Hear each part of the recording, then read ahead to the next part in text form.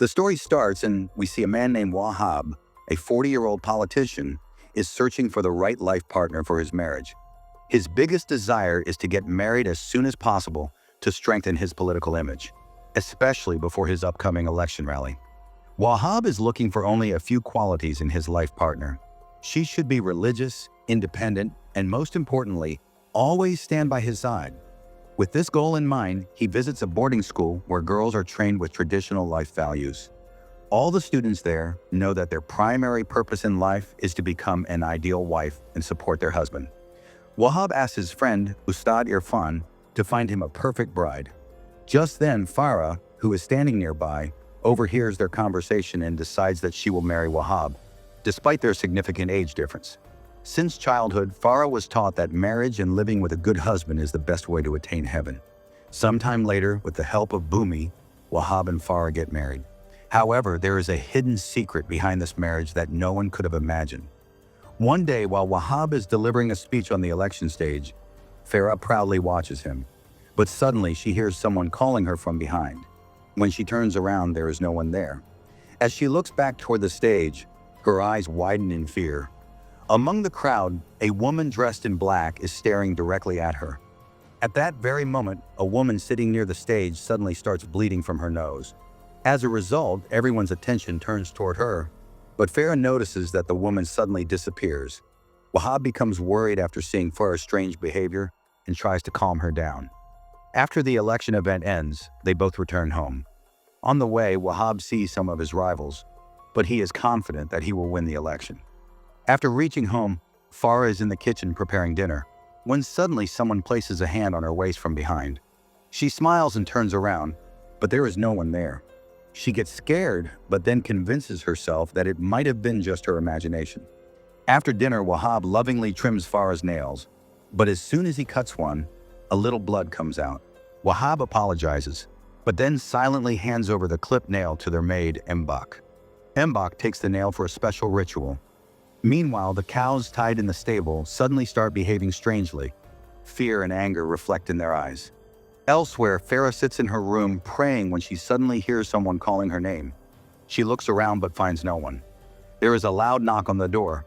Scared, she moves toward it. But before she can open it, all the lights in the room flicker and then suddenly go out. Just then, the radio turns on by itself, playing eerie sounds. Farah rushes to turn it off, but the atmosphere in the room becomes even more terrifying. Suddenly, she collapses onto the floor. As she tries to get up, she hears a chewing sound nearby. Slowly, she moves toward the source of the sound. But then, Farah suddenly wakes up with a jolt from her sleep. She feels like she was just having a bad dream. In the morning, Wahab and Farah have to attend an important meeting. To help Farah get ready, the housemaid Mbak assists her, bathing her, applying makeup, and then waving a fragrant incense stick around Farah's head. Mbak also chants some mantras. As soon as this ritual is completed, Farah starts feeling drowsy, as if someone has pulled her soul away. After this, Wahab takes her to the meeting. But there, Farah suddenly hears a faint whisper behind her. As soon as she turns around, she sees the evil woman in a black veil. In the blink of an eye, the woman is now floating outside the window, as if she were a ghost. Farah's curiosity pulls her toward the bathroom, where she starts opening every cabin, searching for the evil woman. Suddenly, inside one of the cabins, she sees a pair of sharp horns. But when she fully opens the door, there's nothing inside. She assumes it was just her imagination. She splashes cold water on her face, but her discomfort only increases. Her closest friend, Didina, arrives and forcibly takes her out of there. At the same time, Wahab's nose suddenly starts bleeding, and the election posters fall to the ground. Seeing all this, Farah feels something is wrong. She begins to suspect that Wahab's political rivals are using black magic to sabotage his campaign. After returning home, Farah tells Wahab that she keeps seeing an unknown woman, but Wahab dismisses it as if it's nothing new to him. Just then, loud knocking sounds come from outside, as if someone is forcefully trying to break down the door.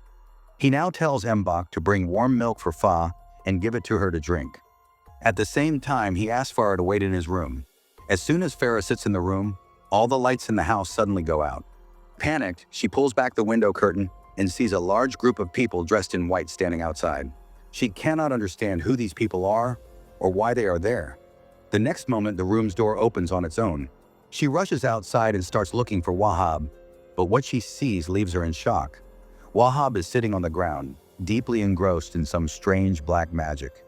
In front of him, there are numerous burning candles, and at the center lies a picture of his political rival. Terrified, Farah calls out to Wahab, but he doesn't hear her. Just then, someone from behind reaches out toward her. In the blink of an eye, Farah's eyes turn white and her mouth opens wide. Moments later, she begins to resemble the evil woman. Without hesitation, she walks straight into the house of Wahab's political rival. Farah no longer has control over herself. She notices that her hands look terrifyingly real. Shortly after, someone informs Wahab that his political rival has died suddenly. Hearing this, Farah is left stunned. She realizes that perhaps her nightmare from the previous night had come true. Wahab and Farah attend the rival's funeral. As soon as Farah sees the dead body, she feels the ground slip from under her feet. She steps forward and begins to pray. But as soon as she opened the pages, she couldn't see a single letter. She immediately picked up another book. But in that one too, the words were slowly disappearing. The deceased's family also noticed this strange behavior. Seeing this, they became angry, and Wahab immediately brought her home. When Farah's closest friend learned about all this, she felt that Farah was in some kind of trouble.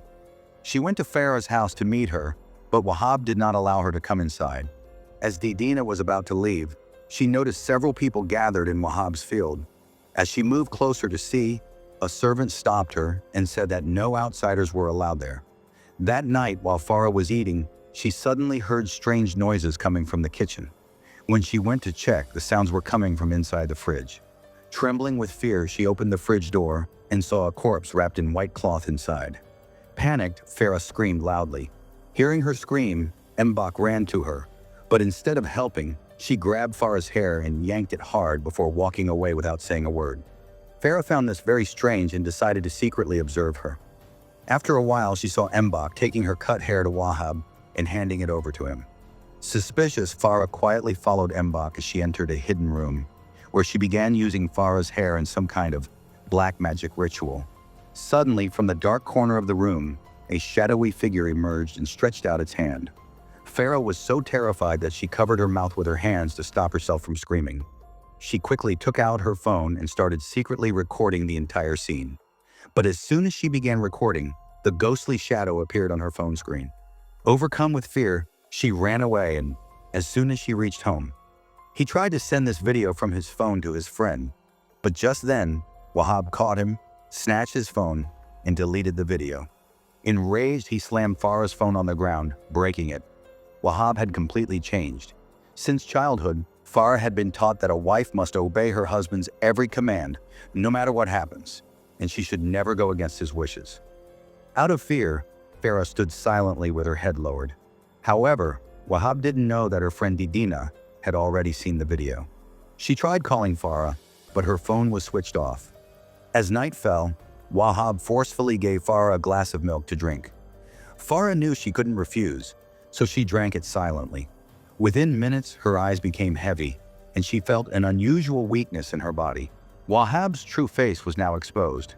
He picked up a sharp knife and inflicted a deep cut on Farah's back, peeling off some of her skin as part of a demonic ritual. Just then, a mysterious shadow slowly appeared in the room. Meanwhile, the villagers were busy milking cows all night.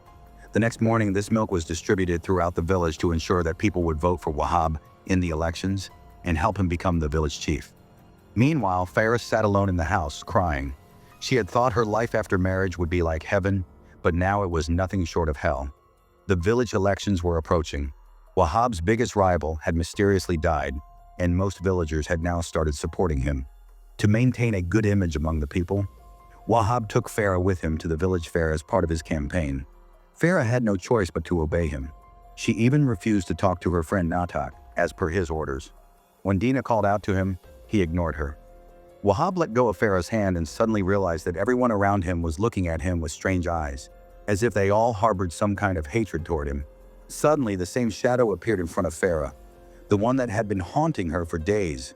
She collapsed to the ground, and loud laughter escaped her lips. But it wasn't her own. It belonged to someone else. Just then, a school teacher and her friend Dina arrived. They quickly lifted Farah and took her to a safe room inside the school. But the terrifying events didn't end there. As soon as they laid Farah on a table, Wahab began whispering a mantra into her ear. Instantly, the color drained from Farah's face. Her terrified friend, in panic, shoved Wahab away and moved forward to check on Farah. But in the very next moment, Farah's eyes turned completely white, as if her soul had left her body. She then spoke in a chilling voice. "You have all entered my world now. No one can escape," and burst into maniacal laughter. Dina was shocked, but the teacher had some knowledge of rituals and supernatural entities. He started reciting prayers, but this time, they had no effect. 2 deep red marks appeared on Farah's back, and she now looked more powerful than any ordinary human. In a fit of rage, she forcefully pushed her friend, sending her flying across the room. Then she suddenly leaped onto Ustad. Ustad quickly chanted a special mantra over her, which briefly restored some of her memory. However, Wahab continued reciting a secret chant, disrupting the ritual. Finally, Farah collapsed to the ground. Ustad suggested keeping her at his house for the night, but Wahab was adamant that he would take Farah with him. The master reluctantly agreed because Wahab was Farah's husband. As soon as they reached home, Wahab's true face was revealed. He started beating Farah mercilessly. The beating was so brutal that even Mbak trembled upon witnessing it. She realized that Farah was going to be sacrificed that night. Mbak's heart melted, and she quietly tried to help Farah escape. However, Wahab's men caught them, and Farah was dragged back into the same hell. Wahab took Farah to a secret dungeon and threw her onto the ground. In reality, Wahab had made a pact with a ghostly witch. If she made him the village chief, he would sacrifice his wife in return. As Wahab began preparing for the ritual, at that very moment, Farah's friend arrived to help her. Dina had discovered the exact location of the dungeon. Somehow, she managed to sneak in and tried to free Farah. But just as they were about to escape, Wahab arrived and caught them red-handed. Wahab first attacked Dina and struck her on the head with a heavy vase. Wahab's eyes then fell on Farah. He cut a lock of her hair and placed it on a buffalo's head. Then he made a deep cut on his own hand and let a few drops of blood drip onto the buffalo's head. Only the final step remained. Farah, seeing all this, trembled with fear but resolved not to let Wahab succeed this time. Gathering her courage, she overturned the table. Suddenly, Wahab's face became distorted. He no longer looked human, nor did he resemble a ghost. A strange light started emanating from his eyes and his body turned into a skeletal frame. Enraged, he grabbed Farah's neck tightly. Actually, Wahab never loved Farah. He married her only to win the election. He was just about to kill her when the wounded Dina regained consciousness and grabbed Wahab's hand. But Wahab stabbed Dina in the stomach with a knife, killing her instantly. Seeing this, Farah's anger exploded. She picked up a sharp buffalo horn lying on the ground and drove it straight into Wahab's heart. Wahab writhed in pain, but it was too late. He burned to ashes in the fire of black magic. With tears in her eyes, Farah hugged her friend's lifeless body. Her marriage and entire life had been nothing less than a horrific nightmare. But now she was free. With this, the story ends here. If you liked the video, don't forget to like, share, and comment.